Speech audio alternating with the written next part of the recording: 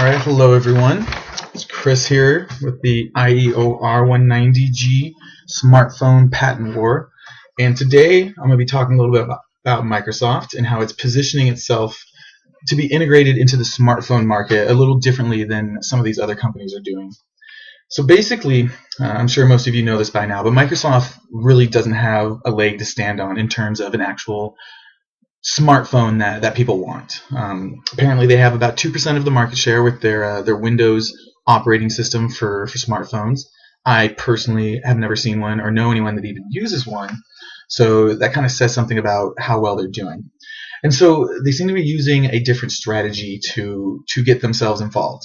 They have an incredible amount of patents, and they have been working out licensing deals with many of their competitors, many of the other players in the market, and especially many of the manufacturers that are creating Android phones or phones that are using the Android operating system. In fact, they just recently, a few weeks ago, worked out a deal with LG, and after completing that deal, they now have 70%, or they have licensing deals with 70% of all the Android phones that are sold in the US. And so they're getting royalties from these.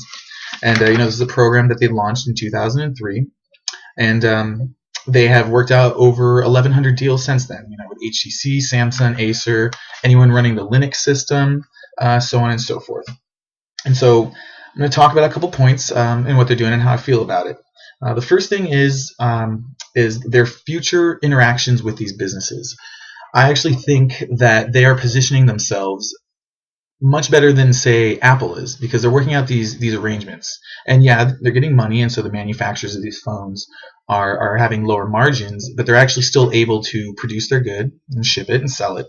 And it's kind of like an amicable relationship that they have going on, as opposed to this toxic, I'm going to sue, cost you millions of dollars, extensive litigation, and so on and so forth. These things that really are just trying to cause headaches. It seems like, even though they're making money, they're at least trying to work with these people. And I think that that's going to help them in the future based on a lot of reasons, whether they're able to get their phone out there, or if they're trying to develop new technology, they're just going to have a better rapport with these companies.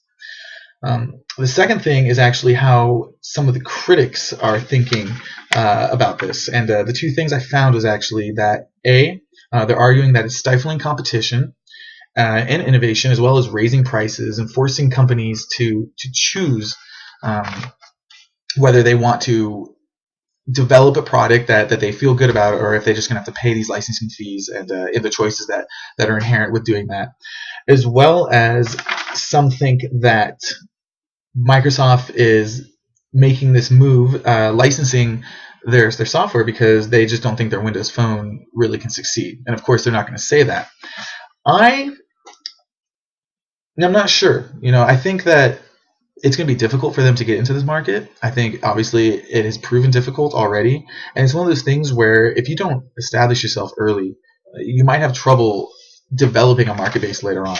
And so even though they say that they're stifling innovation, they do have these patents. This is what we're studying. And whether or not they developed them on their own or they bought them from someone else, they have the rights to them. And because of that, they are owed something for it. And I think that they're creating these deals to protect their rights and to maintain their relevance. It's such a fluid environment that we live in today that it's imperative that you don't let yourself fall behind.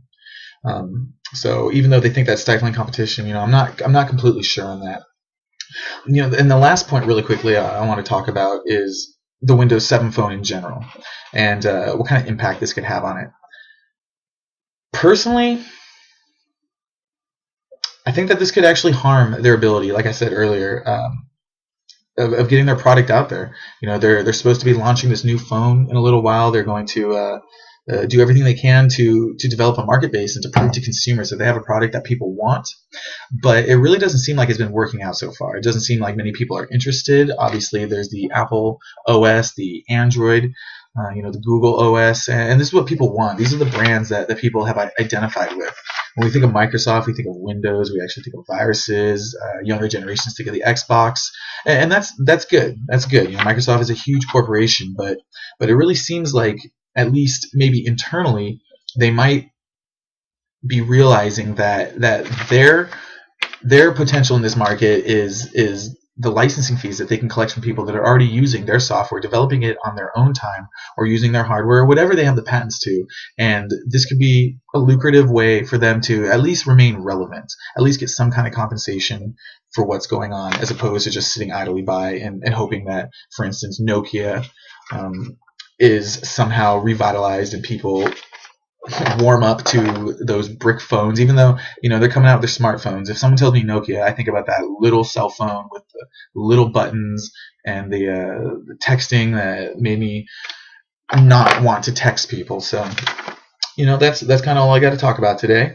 And just to wrap it up really quick, it really looks like Microsoft is adapting a different policy than, say, Apple or Google or some of these other people are suing, and they're going to see if maybe they can license out enough stuff that they're getting enough money that they don't have to develop a phone. They're getting $5, $10, $15 in every sale of a phone anyways, that they really have nothing to do with creating. So that's that. I'll talk to you guys later.